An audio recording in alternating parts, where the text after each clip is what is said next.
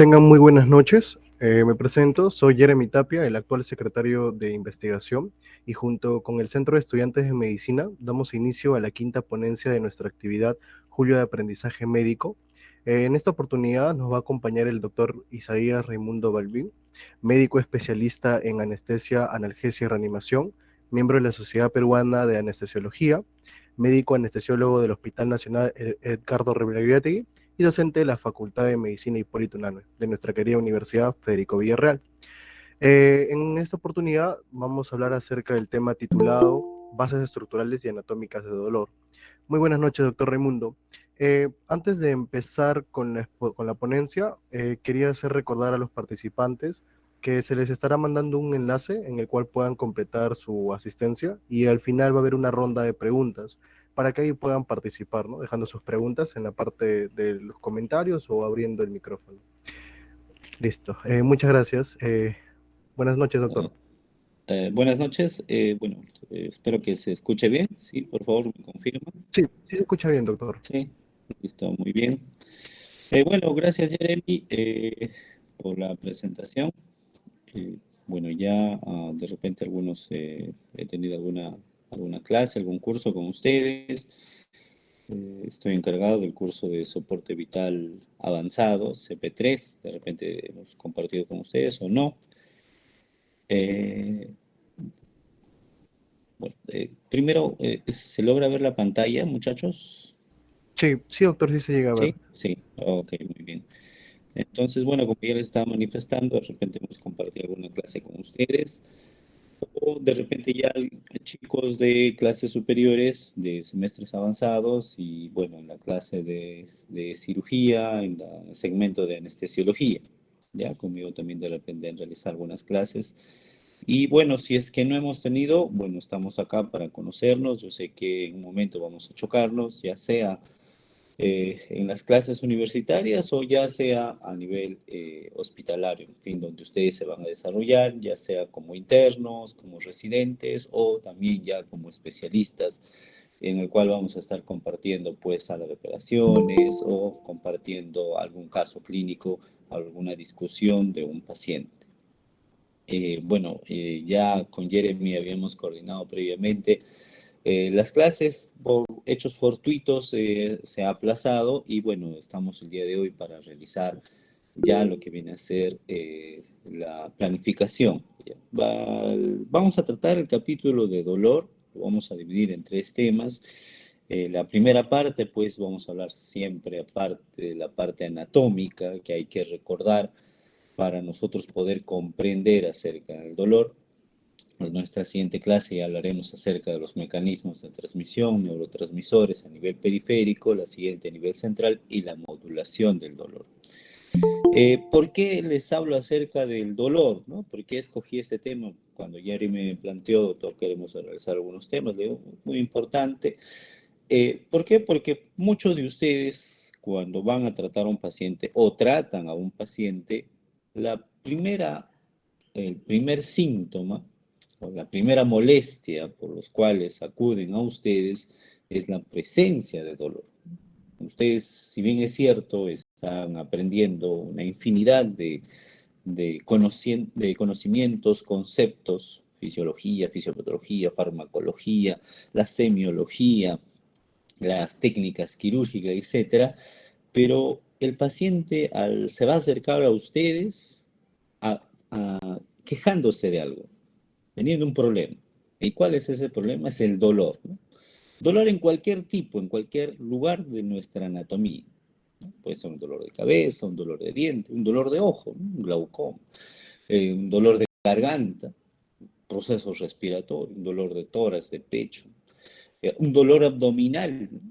Que es lo que se debe a muchos cirujanos, ¿no? Que se preocupan de esta parte, ¿no? Un dolor abdominal que no sabemos qué es este apéndice, es vesícula, es páncreas, y tenemos que ingresar a sala de operaciones para determinar cuál es la causa de ese dolor, ¿no? Y las infinidades de dolores que nosotros podamos imaginarnos. La principal forma en la cual un paciente va generalmente a un hospital es la presencia de un dolor, ¿no? El dolor puede ser algo inocuo, ¿no? Puede ser un proceso inflamatorio leve que se ha generado por la distensión de las vísceras, un dolor cólico, por exceso de alimentos o por un golpe, una anoxia externa, como que también puede ser producto de un proceso inflamatorio ya avanzado, ¿no? Por decir en el caso del cáncer. Podemos tener, digamos, estar desarrollando un cáncer de páncreas, es uno de los cánceres más silentes, no produce ninguna sintomatología, pero cuando la producen, quiere decir que este tipo de cáncer ya está avanzado, ¿no? ¿Por qué? Porque es una estructura muy profunda, se encuentra en el retroperitoneo y el crecimiento tan lento no produce mayor dolor, pero a medida que este va aumentando de tamaño, va produciendo una distensión, va produciendo compresiones y este va irritando al peritoneo y es ahí recién donde el paciente se aqueja de dolor. Entonces el dolor va a ser este síntoma por el cual el paciente acude a ustedes a buscar alivio, ¿no? Alivio para que no tenga esta molestia. Entonces siempre nos vamos a encontrar con una situación externa, no externa que nos ha producido, nos hemos golpeado, con la plancha estamos alistando nuestra ropa de la semana y de casualidad nos llega el calor hacia una parte de nuestro cuerpo y inmediatamente nos retiramos y sentimos el quemazón, ¿no? Que es también parte de una noxa, es producto también de un estímulo de unas fibras y que nos están produciendo dolor, ¿no? Y a nivel abdominal, lo que viene a ser el dolor que muchas veces nos lleva a los centros hospitalarios para tratar de aliviar esa molestia y muchas veces nosotros nos sentimos tranquilos cuando sabemos que no tiene a una repercusión quirúrgica. Definamos brevemente qué es el dolor, ¿no? Porque para hablar de dolor tenemos que saber qué es el dolor, ¿no? Si nosotros nos basamos en lo que viene a ser la terminología médica, solamente hablando la etimología del dolor, vamos a ver pues que hay una disquisición tanto de la parte latín como la parte griega, en el cual pues la parte latina hace ver que el dolor viene o proviene de una palabra, de un verbo, ¿no? Que es dolor o doloris, que significa pues sufrir. Y si nos vamos a la parte griega, vamos a ver que el dolor pues es un sufijo, que viene a ser el algos, y cada palabra que terminara en este sufijo, algia, expresa dolor o sufrimiento. Existe en la actualidad pues una gran infinidad de definiciones de lo que viene a ser el dolor, pero para que esta grande cantidad de definiciones no sea, digamos, tan diversa o sea manejada por cada especialidad o por cada médico que quisiera definir el dolor, existe pues una sociedad, ¿no? La International Association for the Study of Pain, o la Asociación Internacional para el Estudio del Dolor, que nosotros lo conocemos como el IAS. Esta se encarga pues de definir a lo que viene a ser el dolor. Y vamos a ver pues que el dolor viene a ser una experiencia tanto sensorial o emocional desagradable, asociado a una lesión tisular presente o potencial, o que se describe en términos de dicha lesión. Nosotros al analizar esta definición que se da, estamos viendo de que no es necesario que exista una lesión tisular, ¿no? Como nosotros nos imaginamos, ¿no? Existe un corte, existe un golpe, etcétera, entonces eso genera dolor, pero no necesariamente esto nos va a generar un dolor en el paciente. Puede existir la situación en la cual no existe ese golpe, no existe esa noxa, pero el paciente sienta dolor. Entonces vamos a ver que existen varias formas de clasificación al dolor, ¿no? Y una de esas, por decir, es la definición en tiempo, ¿no? Dolor agudo y el dolor crónico. El dolor agudo, pues, es el que se presenta probablemente por una noxa externa y que nos esté generando daño, ¿no? Pero el dolor crónico, esa noxa externa ya no existe, ya no está presente esa noxa, pero el paciente aún siente dolor. Probablemente, por decir, para este dolor agudo, este golpe, una torcedura, un esguince que hemos sufrido, por decir, caminando, inicialmente, pues, nosotros podemos tomar un antiinflamatorio y podamos calmar este dolor, ¿no? Y hemos controlado este dolor. Pero existen situaciones, pacientes diabéticos, pacientes que han sufrido un herpes zóster y que presentan una neuralgia del trigémino, que es un dolor a nivel de la cara. eh, no existe ya la noxa, no existe la lesión, pero ha producido un daño a nivel de lo que viene a ser las estructuras nerviosas y producto de esto pues está generando un dolor en el paciente. Entonces, eh, esta definición que nos da la JAS engloba toda esa gran cantidad de patologías y esa gran cantidad de noxas que nos van a producir el dolor. Entonces, en la actualidad, esta es la definición que nosotros manejamos para el dolor. Siempre recordar esto, ¿no? Es muy importante. A ustedes, ahora que están siendo estudiantes, la fase de estudiantes, probablemente se van a ver muy sensibilizados y acongojados cuando alguien acuda con ustedes y les dice, siento un dolor intenso, ¿no?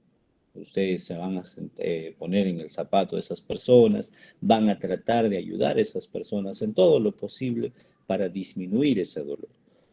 Pero a medida que ustedes van pasando por los años, van a estar internos, residentes, van a disminuir ese umbral de sensibilidad frente al dolor de las demás personas, ¿no? En un momento van a decir, no, eso no es dolor, la señora tiene poco umbral, se queja de todo, póngale un paracetamol, su diclofenaco y ya eso que le calme, ¿no?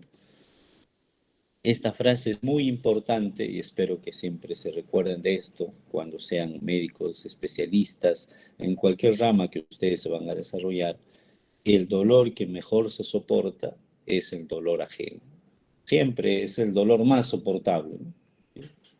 Porque nunca vamos a poder saber exactamente cuánto dolor tiene una persona frente a otra persona, ¿no? Esto va a variar pues de acuerdo a la experiencia emocional que tienen las diferentes personas, ¿no? Las experiencias que han tenido, ¿no? Entonces, recuerden siempre esto, ¿no? Cuando van a tratar a un paciente, van a estar frente a un paciente y ustedes no pierdan esa calidez humana que caracteriza pues al ser humano, pues, ¿no? Por eso nos llamamos seres humanos y tratar de aliviar en lo posible y tratar de mejorar ese dolor en lo posible a las personas con las cuales nosotros tengamos que hacernos cargo. Muy bien. Entonces, ya viendo una parte general de lo que viene a ser el dolor, vamos a empezar pues ya de lleno lo que viene a ser las bases estructurales y anatómicas del dolor, ¿no? Para nosotros poder conocer el dolor, probablemente ustedes ya en sus clases de fisiología, fisiopatología, hayan visto, pues, ¿no? Las estructuras, una neurona externa que lleva la información hacia la médula, de la médula esta va hacia el cerebro y del cerebro, pues, existe una modulación, una interpretación y regresa nuevamente hacia la parte externa para ya sea controlar de algún modo el dolor o producir algún cambio físico en el paciente, ¿no? Y ya sea la retirada de la mano, una modulación para soportar el dolor que se está presentando, etcétera. Entonces, vamos a ver las estructuras anatómicas de la transmisión del dolor. La dirección natural, vamos a recordar, como ya les manifesté, va siempre desde la zona periférica del sistema nervioso periférico hacia el sistema nervioso central. Esta pues implica la médula espinal y la parte supraespinal y va a existir pues unas vías de modulación del dolor que es muy importante, ¿no? Antiguamente pues probablemente nuestros antepasados han evolucionado gracias a esta integración del dolor, ¿no? ¿Por qué? Porque sabíamos que tal situación, enfrentarse, por decir, un animal de mayor tamaño, nos iba a producir dolor y por ende nosotros nos alejábamos de cazar algún tipo de animal, ¿no?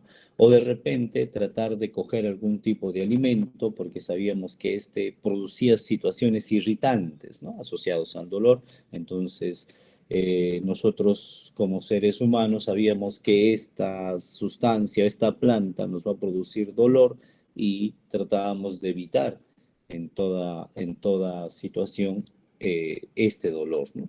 Pero había situaciones en las cuales nos enfrentábamos y nos van a generar un dolor. El organismo, en aquel tiempo pues no existían los fármacos, medicamentos para aliviar este dolor que se esté generando, ¿no? Entonces, el organismo propio organismo, eh, trata de aliviar el dolor que se está generando en el paciente, en esta persona, ¿no? Entonces, existe una modulación propia de nuestro organismo para tratar de disminuir ese dolor que se ha generado en nuestro cuerpo. Entonces, existen también vías para tratar de modular este dolor, ¿no? Nuestro propio organismo crea sustancias muy similares, pues, ¿no? A los fármacos que actualmente usamos para que disminuya este dolor que se ha generado en nuestro organismo.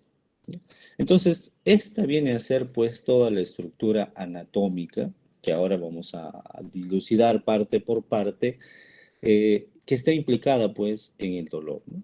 Sabemos que va a existir una noxa, la cual está generando, pues, el dolor, es un estímulo nociceptivo, lo cual va a llegar a lo que viene a ser la médula espinal, que tractos que se encuentran en nuestra médula espinal, van a llegar pues a los centros, digamos, reguladores del dolor, ¿no? En este caso, la principal estructura donde arriban todas estas vienen a ser el tálamo, y de estas pues se van a distribuir hacia las zonas corticales donde se va a dar la percepción pues del dolor, ¿no? En este caso la corteza somatosensorial, que es la principal parte en la cual se localiza el dolor, ¿no? Pero sabemos de que no solo nosotros identificamos el dolor, sino también asociamos al dolor, ¿no? Con sentimientos, emociones. Entonces, parte también de esta información que llega hacia el tálamo es distribuida a estructuras que se encuentran a nivel pues del encéfalo, ¿no? Tales así como la amígdala, el hipotálamo, la ínsula, la corteza cingulada, las cuales pues se encargan de dar este aspecto emocional al dolor, ¿no? Para ustedes, de repente para algunas personas, son muy tolerantes al dolor y no generan mayor disconfort, ¿no? Y de repente va a existir entre hermanos, por decir, de que una pequeña noxa, una pequeña lesión, genera un intenso dolor, ¿no? Entonces esto va a depender del umbral también que tenga y las sensaciones emocionales que se generan. Entonces, ¿cómo se generan esto? Mediante las interrelaciones que existen entre estas estructuras a nivel del diencéfalo con las estructuras emocionales, ¿no? Sobre todo estas estructuras, la amígdala, el hipotálamo y la ínsula, ¿no? Que son los encargados sobre todo de dar este aspecto emocional al dolor, ¿ok? Entonces, la parte periférica, como sabemos, va a estar dado pues por la noxa, por los nervios periféricos, que van a llegar pues al sistema nervioso central, ¿no? Hemos visto que está la médula espinal y luego está el sistema nervioso central propiamente dicho, ¿no? A nivel del encéfalo. Y esta va a generar pues una integración y va a generar una respuesta, ¿no? Una respuesta. Ustedes probablemente van a recordar que existe un arco reflejo, ¿no? Esto es una respuesta rápida frente a un estímulo de dolor. El ejemplo clásico, un pinchazo, me pincho e inmediatamente saco, ¿no? Esto ha producido una respuesta rápida mediante un arco reflejo, ¿no? Pero este pinchazo, no solo esa información ha quedado a nivel de la médula espinal produciendo este arco reflejo, ¿no? Sino también parte de esta información ha llegado hacia el cerebro y este probablemente ha localizado con precisión dónde se ha producido la lesión, ¿no? Y si esta lesión pues ha tenido otra connotación, ha sido, no sé, por algo traumático, nos va a generar pues un grado de estrés, un grado de emoción, un grado de ansiedad o angustia. Entonces, todo esto debido a las asociaciones que nosotros vamos a ver o estamos viendo pues no ahora en esta clase. La fibra nerviosa aferente, ¿no? Recordar que vamos a tener diferentes tipos de neuronas encargadas de la transmisión. A nosotros nos interesa sobre todo este tipo de neurona, la neurona monopolar, en este caso, o unipolar, que viene a ser la sensitiva, la cual pues la parte distal es la que se encuentra en los órganos efectores y ahí pues es donde se recibe la señal. Acá vamos a tener nuestros receptores y esta va a llegar pues hacia el soma de esta neurona, que viene a ser estar ubicado en el ganglio sensitivo a nivel de la raíz dorsal, y esta pues va a llegar mediante el axón hacia la parte de la médula espinal. Como hemos visto, inicialmente puede existir pues un arco reflejo que ordena rápidamente, puedes retirar el brazo, pero también existe conexiones a nivel central, ¿no? A nivel del sistema nervioso central, ya sea acá en la médula y también a nivel de lo que viene a ser el encéfalo, ¿no? ¿Para qué? Para producir o generar pues una información mayor, con mayor detalle de lo que está ocurriendo con nuestro entorno. Estas fibras a nosotros nos interesan porque nosotros las vamos a dividir. Las vamos a dividir de acuerdo a su tamaño y a la velocidad de conducción. Ustedes van a recordar que nuestras fibras nerviosas vamos a dividirlas en 4 tipos, ¿no? Las fibras nerviosas A alfa, A beta, A delta y las fibras C. Estas dos fibras, las fibras A alfa y A beta, habitualmente no están relacionadas con lo que viene a ser el dolor. Están relacionadas más con la propiocepción, con el tacto, con la percepción, con la vibración, pero no están relacionadas con el dolor. Estas fibras habitualmente son fibras de gran tamaño, tienen gran cantidad de mielina y por ende, al tener gran cantidad de mielina y tener un mayor tamaño, tienen una mayor velocidad de conducción, ¿no? Estas están relacionadas sobre todo con las fibras musculares, ¿no? Las fibras motoras. A diferencia de las fibras A delta y las fibras C, estas que tienen menor tamaño, tienen poca mielina, como las A delta, o no tienen mielina, como las fibras C, están relacionadas altamente con lo que vienen a ser las fibras de dolor. Estas, por decir, las fibras A delta, están relacionadas sobre todo con el tacto, con el frío y netamente con el dolor. Y las fibras C, que vienen a ser amielínicas, no tienen revestimiento de mielina, pues están relacionados con el calor y con el dolor. Su velocidad de conducción pues es más lenta, ¿no? Por decir, las fibras A delta es de 5 a 30 metros por segundo y las fibras C de 0,5 a 2 metros por segundo, ¿no? Las fibras A delta habitualmente nos dan una precisión de dónde se ubica el dolor, ¿ya? Y las fibras A delta nos dan de una forma aguda dónde se está produciendo el dolor. A diferencia de las fibras C, que nos dan una información un poco vaga, poco precisa de dónde se está produciendo el dolor, ¿ya? Entonces, pero estas dos fibras están implicadas en todo lo que viene a ser el proceso del dolor.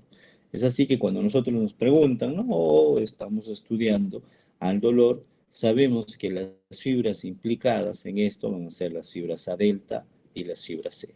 Las fibras A delta habitualmente nos dan una localización exacta y nos informan del dolor agudo.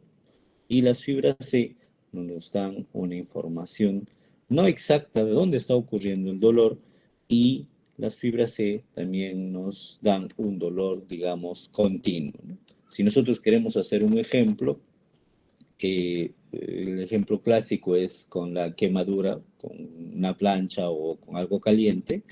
El momento inicial que nosotros nos estamos quemando por decir el dedo, inmediatamente identificamos que el dolor se está produciendo en el dedo, retiramos el dedo rápidamente y estas pues se han producido por la información, por las fibras A delta, ¿no? Pero luego de eso, de la que nos hemos quemado, existe pues una sensación urente, ¿no? Una sensación de quemazón que nos quede en el área donde nos hemos quemado, que por más que coloquemos el agua, coloquemos los remedios caseros habidos y por haber, que nos mencionan siempre, ¿no? En casa, échate aceite, échate pasta dental, cualquier otra cosa que en realidad no tiene función, persiste el dolor, ¿no? Este dolor que persiste probablemente está siendo transportado por las fibras C. ¿Ok? Muy bien. Entonces, también tenemos que recordar que estas fibras es la división de estos tipos de nervios que nosotros vamos a ver en la división pues de las fibras que nos interesan, pero también vamos a recordar que existen receptores especializados. Receptores, por decir, que se especializan en la evaluación de la temperatura, ¿no? Los termorreceptores, ¿no? Si existe una deformidad mecánica, los mecanorreceptores, ¿no? Evaluar la cantidad de oxígeno, CO2, ver qué tipo de sabor, olor, etcétera, la osmolaridad, los quimiorreceptores, ¿no? La retina, por decir, van a tener los electromagnéticos receptores. Y a lo que ahora en esta exposición nos interesa, vienen a ser los nociceptores, ¿no? Son los receptores especializados en captar el dolor. En esto son especializados este tipo de neuronas, ¿no? Captar el dolor son las células que van a captar el dolor y van a llevar la información hacia nuestro sistema nervioso central para que nosotros podamos interpretar. Entonces, estos nociceptores van a separar los estímulos inocuos de los nocivos, ¿no? Entonces, son los que nos van a informar que algo malo está ocurriendo en la parte exterior. Entonces, estos nociceptores son los encargados de transmitir las señales del dolor.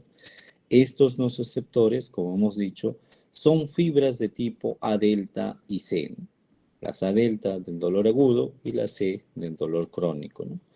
Estos reaccionan frente a un alto umbral de estímulo, tienen capacidad para codificar la intensidad de los estímulos y van a diferenciar, pues, ¿no? Los estímulos inocuos de los nocivos, ¿no? Habitualmente nosotros, por decir, nos colocamos una ropa y esta ropa, pues, presiona a nuestra piel, ¿no? No quiere decir que esa presión va a ser interpretada por esos nociceptores como dolor, sino cuando sobrepasa cierto límite, estos nociceptores se activan envían la información de que se está produciendo una noxa en la piel, ¿no? Cuando usamos, por decir, una liga muy fuerte que nos está apretando, esta se interpreta ya mediante estos nociceptores como dolor, ¿no? Carece de actividad espontánea, quiere decir que no se va a activar espontáneamente y nos va a generar dolor, ¿no? Estas, a su vez, estos nociceptores se van a clasificar dependiendo del tipo de estímulo que activa este nociceptor. Si es un nociceptor mecánico, va a denominarse un mecanonociceptor, entonces va a reaccionar frente a estímulos mecánicos, ¿no? Un desplazamiento mecánico considerable, ¿no? En este caso, por decir, una presión directa sobre la piel, ¿no? En un momento, por decir, ustedes se presionan la piel, no genera dolor, ¿no? Pero en un momento ustedes persisten presionando con una gran intensidad a una gran presión y les van a empezar a generar un dolor. En ese momento se está activando este tipo de receptores. Lo mismo pasa con los nociceptores térmicos. Ustedes, por decir, llegan a casa de noche, se quieren dar un duchazo, prenden la ducha, ponen el agua caliente y ustedes van a tolerar cierta cantidad de temperatura, ¿no?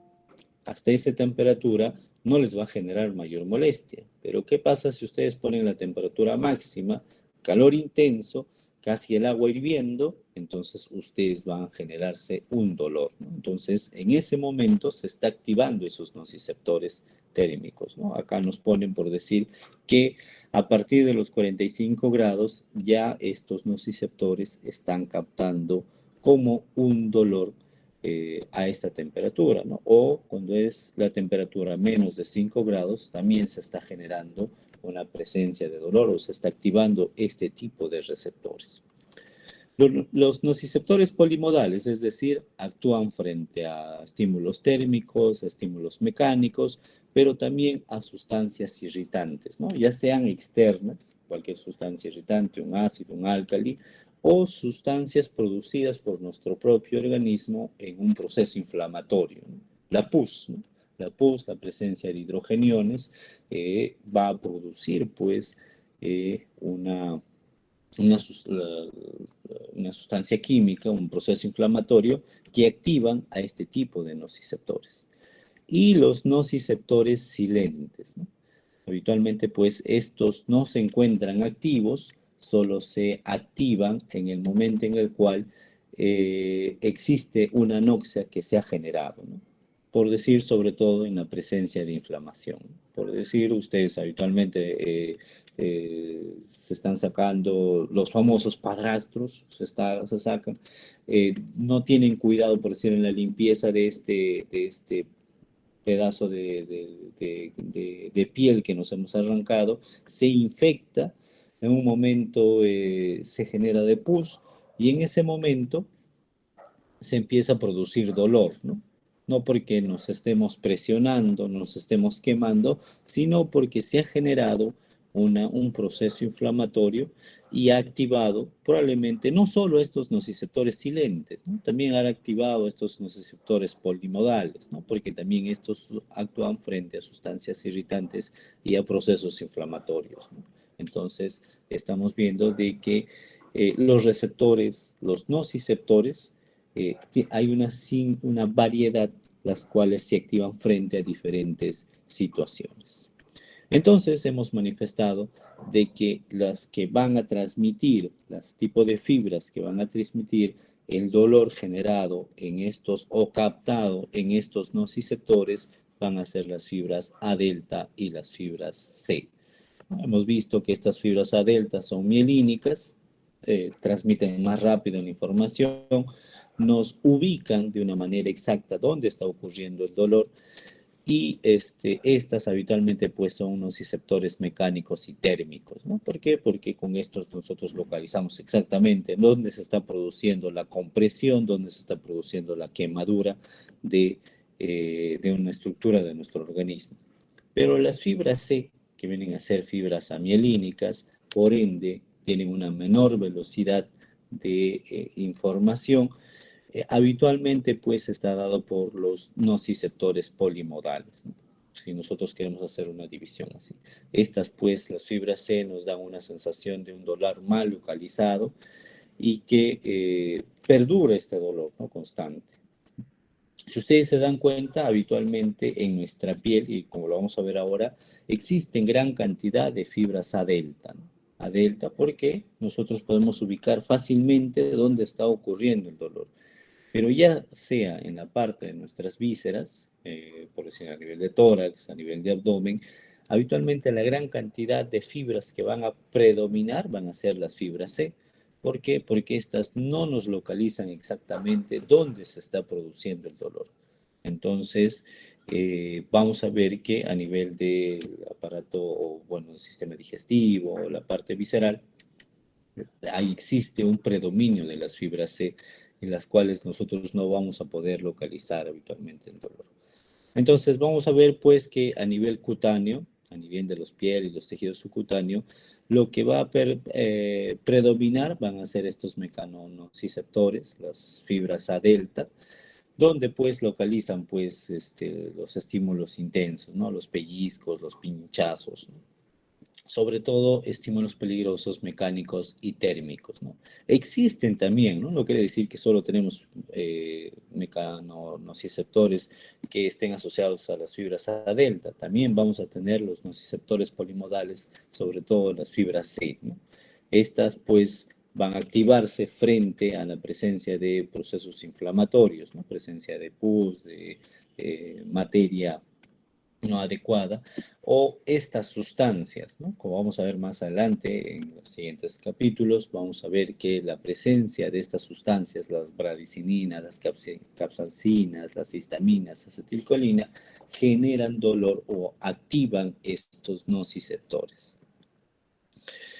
Los nociceptores viscerales, ¿no? Que se encuentran a nivel de todas nuestras estructuras internas, habitualmente pues estas generan pues un dolor difuso, mal localizado y referido, ¿no?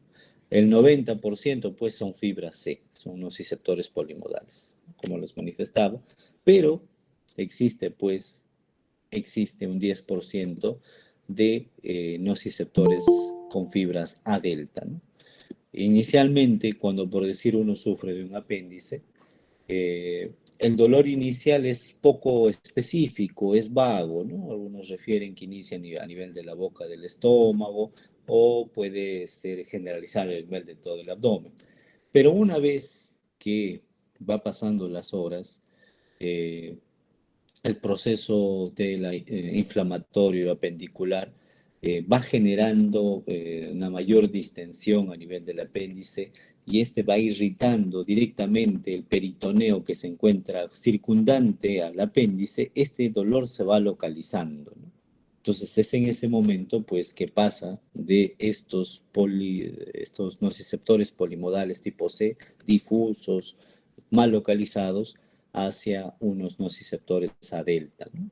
Donde nosotros podemos decir, ajá, efectivamente, viendo el dolor inicial, haciendo la secuencia del tiempo y viendo que se ha localizado a nivel de la fosa ilíaca derecha, podemos decir que este paciente está presentando un cuadro agudo, pues, de un proceso apendicular, ¿no?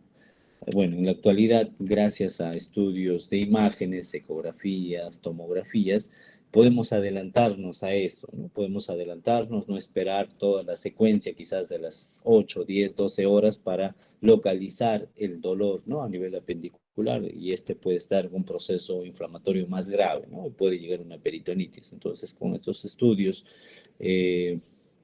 ecográficos o de imágenes de ecografía y tomografía, podemos localizar rápidamente, hacer el diagnóstico de una apendicitis, pues, ¿no? Entonces, así va trabajando el dolor a nivel, pues, del abdomen, ¿no? Y también vamos a ver que, pues, existen receptores a nivel de las articulaciones, los ligamentos, los cartílagos, que también nos informan de la presencia de dolor, ¿no? Un esguince, una torcedura de nuestro tobillo, que es lo más frecuente, pues localiza el dolor rápidamente, pues, ¿no? En esta articulación y vemos que, pues, si es una localización rápida, nosotros vamos a ver que los nociceptores implicados en este caso vienen a ser las fibras A delta y el dolor que persiste, ¿no? Persiste después de esta torcedura, la cual nos impide que nosotros apoyemos el pie, va a estar dada, pues, por las fibras C. Tanto en las articulaciones como en el tejido óseo va a existir estos dos tipos de nociceptores con estos dos tipos de fibras que transmiten, ¿no? Las A delta y la C. Entonces, recordar estos dos tipos de fibras que son fundamentales para hablar del dolor, ¿no? Entonces, ya esto es en la parte periférica, ¿no? Los nociceptores, las fibras que van a transmitir esta información. Y toda esta información va a llegar, pues, a lo que viene a ser nuestro sistema nervioso central, en este caso la médula espinal y el encéfalo, pues, ¿no? A nivel de la médula espinal, pues, recordar esto, tenemos la parte, la sustancia gris y la sustancia blanca. En la sustancia gris, pues, se encuentran los somas de las neuronas y en la sustancia blanca los axones, pues, ¿no? Pero a nosotros lo que nos interesa es la distribución anatómica de lo que viene a ser la médula espinal, sobre todo de lo que viene a ser la parte de la sustancia gris. Esta sustancia gris se ha hecho una división estructural de acuerdo a las partes histológicas y se le ha hecho una división en 10 capas, ¿no? A nosotros lo que nos interesa sobre todo va a ser principalmente estas 6 capas iniciales, ¿no? Esto no quiere decir que no nos interese la capa 10, la capa 7, la capa 8, la capa 9, ¿no? Porque en realidad todas estas estructuras están interrelacionadas, todas esas están interrelacionadas, sino que nosotros para hacer una parte académica y nosotros poder dividir y estudiar, hacemos esta separación. Y hemos visto, o los estudios han demostrado, de que las fibras que a nosotros nos interesan, que son las fibras A delta y las fibras C, son las que habitualmente pues se encuentran entre las capas 1 y las capas 6. Entonces son las que nos interesan a nosotros. Eh, la literatura ha demostrado que las fibras A delta acaban, sobre todo acaban en las láminas 1 y las láminas 5, sobre todo del asta dorsal, y las fibras C acaban sobre todo en las láminas 1 y la lámina 2. Estas, ustedes saben que están llegando a esta capa, a esta parte del asta dorsal. Esta viene a ser la primera neurona y acá está teniendo relación con la segunda neurona. Esta segunda neurona va a emitir su haz o el axón que va a pasar hacia la otra parte, ¿no? Ustedes saben la decusación hacia la parte contralateral, ¿no?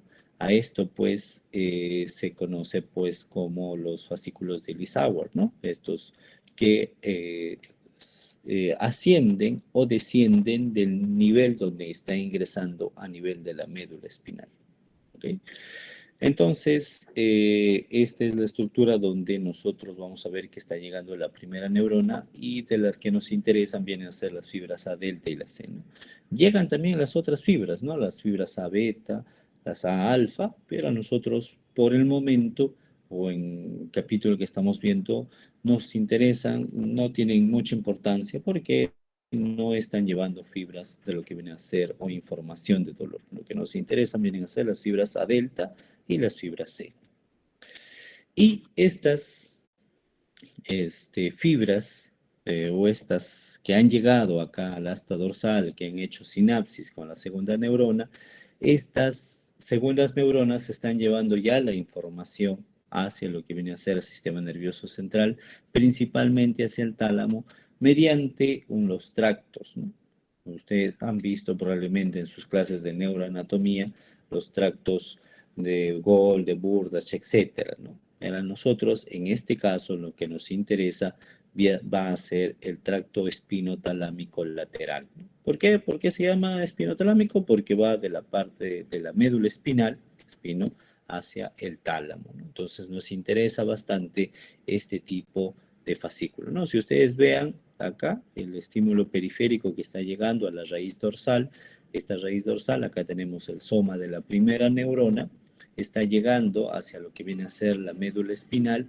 En esta médula espinal se está uniendo esta primera neurona, que puede ser una A alfa, que diga una A delta o una fibra C, está haciendo sinapsis con la segunda neurona y esta está teniendo pues la decusación, ¿no? Va a pasar hacia el lado contralateral y mediante el haz espinotalámico lateral, sobre todo el lateral, va a llegar a lo que viene a ser el tálamo. Y esta vendría a ser la segunda neurona, la cual está llegando hasta nuestro sistema nervioso central. Recordar pues de que también existe otro tracto, el espinotalámico anterior o ventral, pero este está más relacionado con lo que viene a ser el tacto y la presión. No está relacionado con nuestro estímulo doloroso que se está generando. El que sí nos interesa bastante va a ser este tracto espinotalámico lateral. Hay muchas veces es pregunta de internado, de examen de salud, de residentado, ¿no? ¿Cuál de estos tractos es el encargado de transmitir la información de dolor a nivel del sistema nervioso central, ¿no? El tracto espinotalámico lateral. Dentro de este tracto espinotalámico lateral se divide, ¿no? Una división neuroanatómica que se da en neoespinotalámico y paloespinotalámico, ¿no? Esto se hace de acuerdo a que se ha encontrado pues fibras que transmiten, como hemos visto, el dolor agudo localizado, ¿no? En este caso, a estas fibras que están llevando esta información se les conoce pues como el tracto neoespinotalámico, ¿no? A diferencia, bueno, si es que está llevando el dolor agudo localizado, este está dado principalmente pues por las fibras A delta, ¿no? A diferencia del palio espinotalámico, que es dado por el dolor crónico, entonces está haciendo principalmente, está llevando información de las fibras C. Entonces, estas pues es un dolor mal localizado, ¿no? Esta, a la vez, este palio espinotalámico, se divide pues en tracto espino-reticular y espino-mesencefálico, ¿no? Como su propio nombre dice, ¿no? Espino-reticular porque va desde la médula espinal a la parte reticular.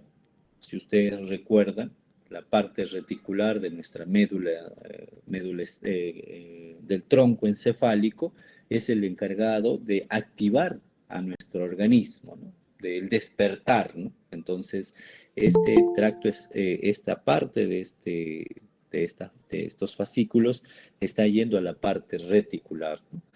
Y el tracto espinomesencefálico está llegando a la zona periacoedictal, ¿no? Se considera que este tracto espinomesencefálico, al llegar de la parte de la médula espinal hacia la parte periacoedictal que se encuentra a nivel del mesencéfalo, ayuda a regular lo que viene a ser el dolor, ¿no? Es la modulación del dolor, viene a ser las vías de modulación del dolor. El propio organismo trata de disminuir ese dolor que está sintiendo para que el organismo, este dolor sea más llevadero por el organismo. Entonces, este tracto espinotalámico, como hemos visto, podemos dividirlo en neoespinotalámico y palioespinotalámico, ¿no? El neoespinotalámico es un dolor que está llevando fibras del dolor agudo, probablemente de las fibras A delta, y el palioespinotalámico del dolor crónico, que es principalmente de las fibras tipo C, ¿no? Vemos que hay tracto de este palioespinotalámico que va hacia la parte reticular y parte que va hacia el mesencéfalo, ¿no? Sobre todo a la parte perioqueductal, ¿no? Donde se va a dar la regulación del dolor y va a tratar de modular el dolor. ¿Ok? Muy bien, ya hemos manifestado que el tracto espinotalámico anterior o ventral, sobre todo para dolor, tiene poca importancia, ¿no? Estamos en este caso ya sobre la segunda neurona y que esta está llegando sobre todo hacia el tálamo. Ahí nomás ya para acá estar avanzando un poco, vamos que la tercera neurona es la unión o la que va a llevar la información del tálamo hacia la corteza cerebral. Entonces, bueno, acá nos dan también una división para ver qué tipo de qué láminas de la médula espinal se está llevando el origen. Vemos que del tracto espinotalámico lateral, que es el encargado de llevar información de las vías de dolor, se originan sobre todo de todas las láminas y de todos los niveles, pero principalmente pues se originan del 50% de la lámina 1, ¿no? Si ustedes se recuerdan, la lámina 1 habitualmente pues se está llevando pues, ¿no? De las fibras C y las fibras A delta, ¿no?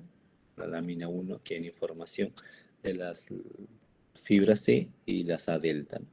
Este tracto espinotalámico está llevando también información, ya no en gran proporción, un 25% de las láminas 4 y 5 y de las láminas 6 y un 25% de las láminas profundas, ¿no? Como les decía, si bien es cierto, estas fibras A delta y estas fibras C acaban principalmente dentro de esta parte de las láminas de la médula espinal, pero no quiere decir que solo está llevando esta información. También está llevando información de las demás estructuras, pero que es en menor porcentaje.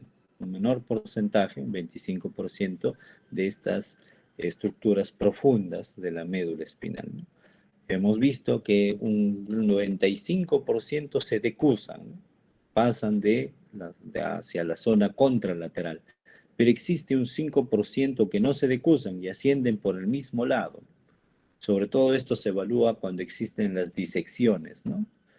Lesiones medulares transversales que producen lesiones de la mitad de la médula espinal. Podríamos pensar que el paciente deja de sentir todo tipo de dolor. No, el paciente siente dolor, ¿no? Esto nos ha tocado, por decir, en sala de operaciones, ¿no? Pacientes que tienen lesiones a nivel de la médula, ya sean traumáticos, y le preguntamos, ¿no? Si tengo debilidad, una parte motora y también sensitiva, ¿no? Y tengo poca sensibilidad, pero decimos, ¿pero tú sientes? Sí. Ah, ya, pero bueno, a ver, voy a colocarte un acceso venoso, un suero, un Avocat, ¿no? Una vía, y me dice si sientes o no sientes, ¿no? Y colocamos, y dice, sí, doctor, siento el dolor, ¿no? Siento que me está pinchando. ¿Por qué siente aún? Porque no todas las fibras se decusan. Un 95% se decusan y un 5% pues quedan. Queda en el misma área o en el mismo lado y asciende por el mismo lado. Asciende por el mismo lado de lo que viene a ser la médula espinal. Entonces, esta viene a ser pues la representación de los tractos, ¿no? Tracto espinotalámico lateral, que lo dividimos en noespinotalámico y palioespinotalámico, ¿no? El noespinotalámico, como hemos manifestado, ingresa a la médula, se decusa y asciende, ¿no? Asciende hacia lo que viene a ser principalmente hacia el tálamo, ¿no? Acá, si ustedes pueden ver, nos hacen referencia del tracto neoespinotalámico, pero existe también el tracto trigémino-talámico, ¿no? Hemos visto que este tracto neoespinotalámico se hace referencia a todo lo que viene a ser del cuello para abajo, pues, ¿no? Todo lo que viene a ser la sensibilidad del cuello para abajo. Pero la cara tiene una sensibilidad propia que está dado por el nervio trigémino, ¿ya? Entonces, este nervio trigémino es el que está recibiendo toda la información, ¿no? Y está formado también por fibras A delta y fibras C. Tiene una distribución, pues, ¿no? De la cara y esta está llevando la información hacia, bueno, en este caso el ganglio trigeminal, donde se está formando el soma, y continúa, estas son fibras monopolares que están llevando, pues, la información a lo que viene a ser el núcleo sensitivo principal, ¿no? O espinal del trigémino. Y esta asciende como el tracto trigémino-talámico, ¿no? Sería la parte, digamos, de la cara con relación a la parte del cuerpo, ¿no? Es lo mismo que el tracto neoespinotalámico, solo que en este caso el tracto trigémino-talámico viene a ser solo netamente de la cara, ¿no? Entonces, si llega a lo que viene a ser al tálamo y del tálamo, pues a la corteza sensorial. A diferencia del tracto palioespinotalámico, como hemos manifestado, va de lo que viene a ser la parte espinal hacia la parte reticular y hacia la parte periacueductal, ¿no? Entonces, este tracto palioespinotalámico tiene el tracto espino-mesencefálico y espino-reticular, ¿no? Estos están relacionados mucho con lo que viene a ser el dolor crónico y las modulaciones que se puedan generar, ¿no? Las modulaciones sobre todo con el tracto espino-mesencefálico, ¿no? Muy bien. Bueno, esto ya ustedes, yo les voy a pasar las láminas para que ustedes lo lean con mayor detenimiento, que es lo que ya les he explicado. Como he manifestado, el trigémino pues tiene sus receptores que van a actuar como si fuera la parte del cuello para abajo y en este caso está llegando pues a este ganglio trigeminal, está llegando al núcleo espinal y de acá asciende pues a lo que viene a ser el tálamo mediante el tracto trigémino-talámico y de acá pues a la corteza cerebral que viene a ser el lugar donde se va a dar la interpretación. Ya a nivel de las estructuras supraespinales, hemos manifestado que el principal centro de relevo va a ser el tálamo. Todos estos estímulos que se están generando van a llegar a lo que viene a ser el tálamo. Y del tálamo, pues, van a ascender a lo que viene a ser a la corteza somatosensorial primaria, ¿no? No es el lugar definitivo, ¿no? Porque también hay partes del tálamo que se van a dirigir a lo que viene a ser a la amígdala, al hipotálamo, a la ínsula, a la corteza cingulada, donde se conjuga la parte emocional, ¿no? La parte emocional, la parte autonómica para dar ese aspecto del dolor. A nivel del tálamo, donde llega todo lo que viene a ser la información, va a llegar sobre todo a estos dos tipos de núcleo, al ventro posterolateral y al ventro posteromedial, ¿no? El ventro posterolateral está dado sobre todo por el tracto espinotalámico lateral, ¿no?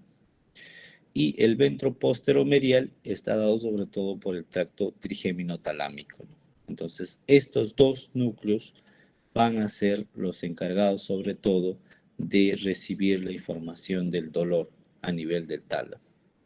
Acá termina lo que viene a ser la segunda neurona y empieza la tercera neurona llevando la información del tálamo sobre todo a la corteza cerebral y ahí va sobre todo a la corteza somatosensorial primaria.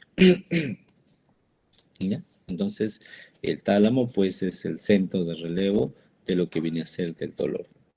¿Ya? Y a nivel pues ya, a nivel de la corteza cerebral, llega a esta parte, lo que viene a ser la corteza somatosensorial primaria, donde se tiene una distribución anatómica de lo que viene a ser las estructuras de nuestro organismo y donde se identifica pues el dolor, ¿no? Con una gran precisión, ¿no? Este es el famoso homúnculo del cuerpo humano que está representada pues a nivel de la corteza somatosensorial primaria, pues, ¿no? Y donde nosotros ubicamos con exactitud dónde se está produciendo el dolor, ¿no? Dónde se está generando este dolor. Y ahí es donde llega el dolor para una localización precisa. Pero esto es sobre todo cuando nosotros estamos evaluando acerca del dolor de una forma aguda, ¿no? Pero ¿qué pasa cuando el dolor pues no es una forma aguda, ¿no? Sobre todo está siendo transmitida por información por las fibras C, ¿no? Hemos visto que las fibras C llevan el dolor crónico, mal localizado, difuso, irritante, que eh, nos genera bastante disconfort, ¿no? Entonces, el tálamo también envía información no solo a esta parte, sino también lleva información a todo lo que viene a ser el sistema límbico, a la amígdala, al hipotálamo, donde se está generando, ¿no? Entonces, este estímulo, por decir, en este caso, por decir, al tracto espinoreticular o espinomesencefálico, envía información pues directa, ¿no? La parte reticular o está generando nuevos tractos como el espino hipotalámico, donde se va a conjugar con la amígdala, el sistema límbico y genera toda esta descarga neurovegetativa, ¿no? Del dolor. Muchos de los pacientes que sufren o las personas que tienen un proceso de dolor tienden a realizar un proceso vagal, ¿no? Ustedes ven a las personas, los ven un poco pálidos, eh, paralizados, ¿no? Y le dicen, ¿qué ha pasado, no? Entonces, no, estoy sintiendo dolor, un dolor intenso, abdominal, etcétera, ¿no? ¿Por qué? Porque existe una descarga, pues, neurovegetativa, ¿no? Que se está activando por la activación del sistema límbico, por el hipotálamo, lo cual está generando, pues, este proceso de dolor, ¿no? Entonces, eso sería todo con respecto a las bases anatómicas. ¿Dónde están ustedes? Por acá. ¿Existe más bien alguna pregunta, alguna duda con respecto al- a la presentación que hemos hecho hoy día? Sí, doctor. ¿Alguna inquietud? Gracias, doctor, por esta ponencia. Sí, participantes, vamos a dar inicio a lo que es la ronda de preguntas. Si tienen algún tipo de pregunta, pueden dejarlo en la caja de comentarios, por favor.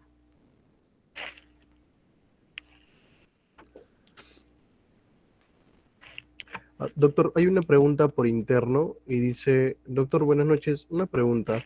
¿Existe alguna relación con la mayor estimulación de neurotransmisores en el momento que sucede un daño en la persona que le genere dolor?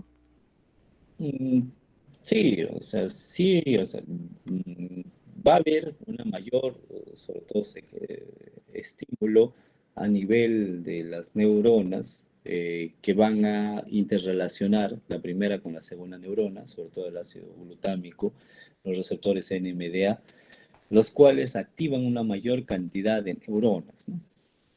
Una mayor cantidad de neuronas, los cuales pues van a estimular con mayor intensidad. Y bueno, eso sí, sí, lo vamos a ver la siguiente clase, donde vamos a ver ya directamente a este tipo de neurotransmisores, eh, los cuales pues están encargados de llevar esta información. Sí, hay una mayor regresión de lo que vienen a ser estos neurotransmisores, ¿no? Encargados de lo que viene a ser la información o de dar la información del dolor, ¿no? Ok, doctor. Chicos, ¿alguna otra pregunta que tengan?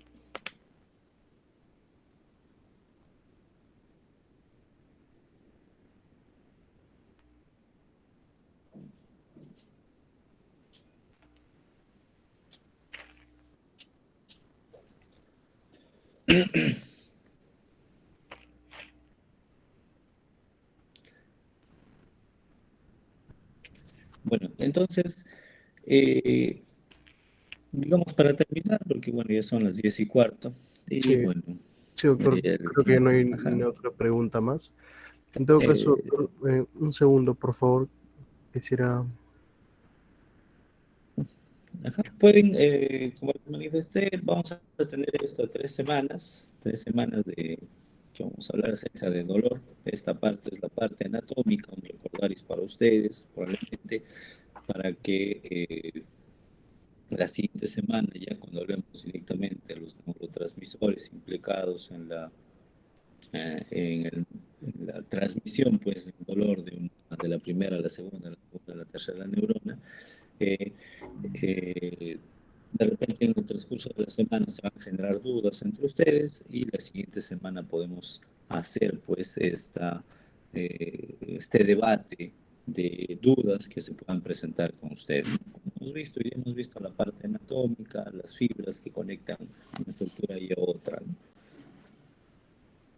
Ok, doctor, muchas gracias. Más bien, doctor, antes de terminar esta ponencia, muy enriquecedora, con mucha información de mucha relevancia, el Centro de Estudiantes de Medicina le otorga más que todo un reconocimiento por su participación el día de hoy, por el tema titulado Bases estructurales y anatómicas del dolor. Como ya lo había dicho, esto acá este va a ser un mini taller que se va a organizar en tres temas, en 3 puntos. Y bueno, muchas gracias, doctor, por haber participado en esta oportunidad. Ok, muy Esperamos bien, la muchas próxima semana. gracias a ustedes más bien y si ustedes tienen alguna duda, nos encontramos la siguiente semana para poder seguir debatiendo acerca del dolor. Listo, doctor. Muchas gracias. Listo, Hasta luego. muy bien. Ok, hasta luego con todos.